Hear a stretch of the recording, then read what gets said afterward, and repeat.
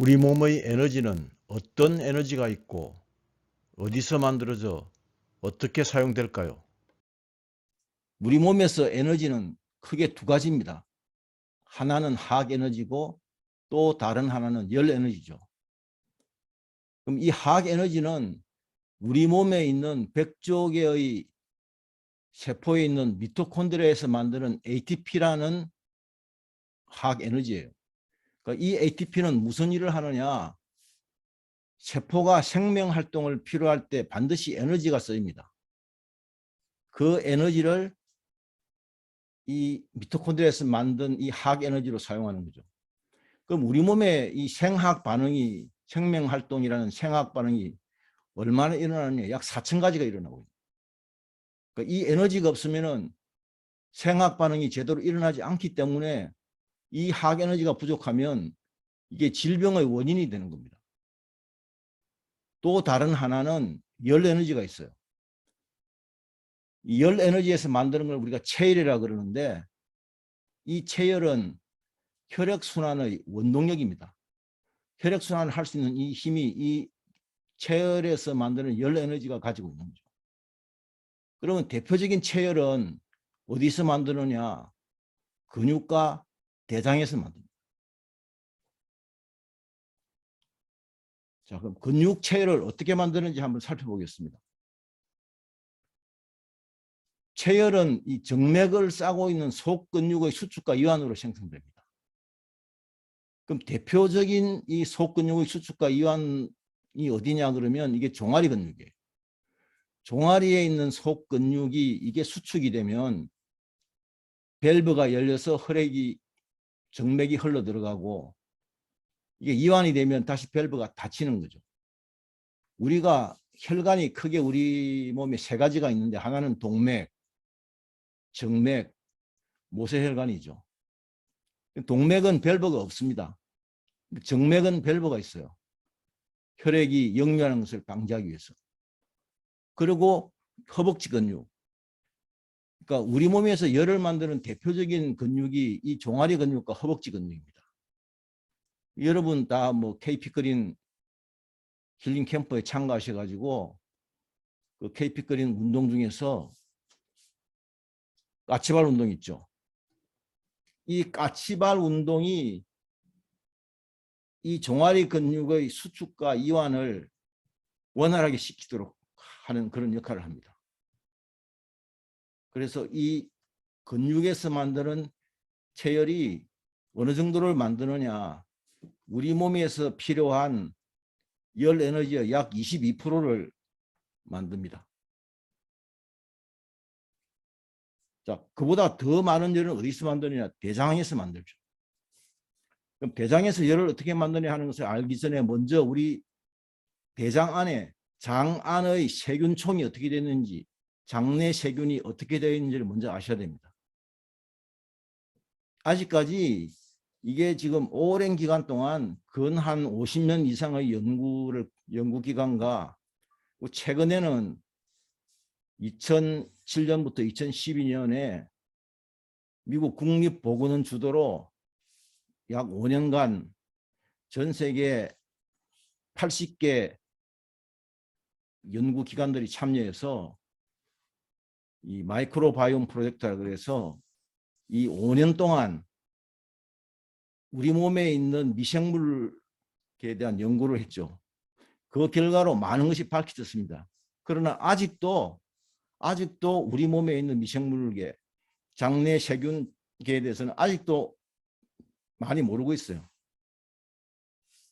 현재 밝혀진 것은 세균이 한 500종이 있고 100조 마리 정도가 있다.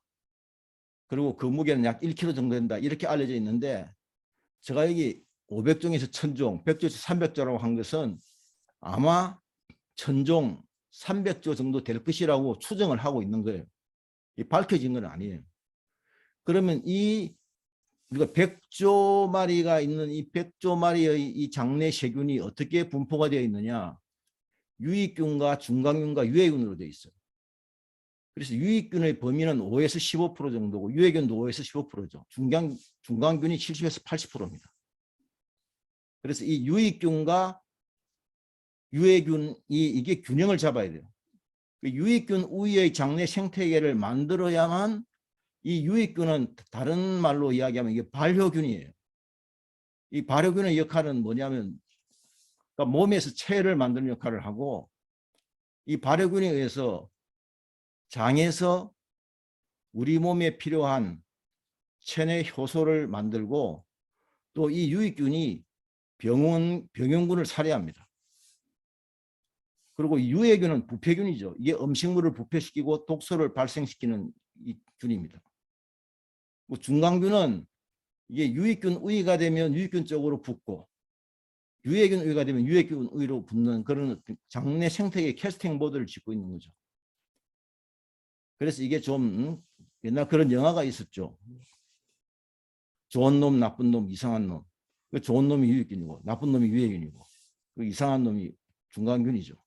이렇게 우리 몸의 장내 생태계가 이런 유익균과 유해균과 중간균의 이 조화와 균형을 이루고 있는 거예요. 그래서 우리는 장내 생태계를 유익균 우위로 항상 유지시키는 게 중요합니다. 자, 그러면 유익균이 도대체 어떻게 열을 만드느냐, 대장에서. 대장에서 열을 만들려면 곡물이 열을 만들어요. 그 곡물은 대장에서 발효를 하고 우리가 먹고 있는 채소와 붉은 고기는 부패를 합니다. 자, 우리 몸의 장내 온도가 약 37도예요. 여러분 한번 상상을 해보세요. 37도의 온도에 우리가 여름에 37도까지 그렇게 잘 올라가지도 않지만 37도가 됐을 때 거기에 채소를 내어놓으면 어떻게 됩니까? 배추를 내어놓으면 배추가 썩죠. 고기도 썩죠.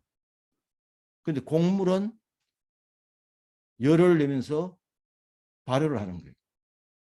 우리 대장 안에도 똑같습니다. 그러면 기본적으로 우리는 통곡식과 채식과 육식을 5대 2대 1의 비율로 섭취하도록 그렇게 되어 있다고. 그럼 뭘 보고 알 수 있느냐?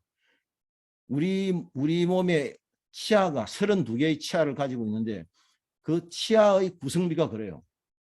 곡물을 먹을 수 있는 어금니가 비율이 5고 그다음에 주로 채식을 하는 앞니가 2고 육식을 하는 송곳니가 1의 비율이에요. 우리는 이 비율대로 먹으면 어떻게 먹어야 되냐? 통곡물을 60.5% 먹어야 되고 뿌리 채소나 해조나 말린 과일이 25%, 생선과 육류는 12.5%를 하셔야 됩니다. 이렇게 하는 게 가장 이상적인 식사법입니다. 이렇게 하고 그 다음에 우리가 저녁에 자기 전에 8시간 공복을 유지해야만 대장이 가장 활발하게 활동합니다. 그럼 대장은 어떤 조건에서 활동하느냐? 대장은 위와 소장이 활동을 멈춰야 대장이 본격적으로 활동하는 거예요. 보통 우리가 식사를 하면 위에서 3시간 머물고 소장에서 5시간 머뭅니다. 이 8시간이 되면은 위와 소장이 비죠.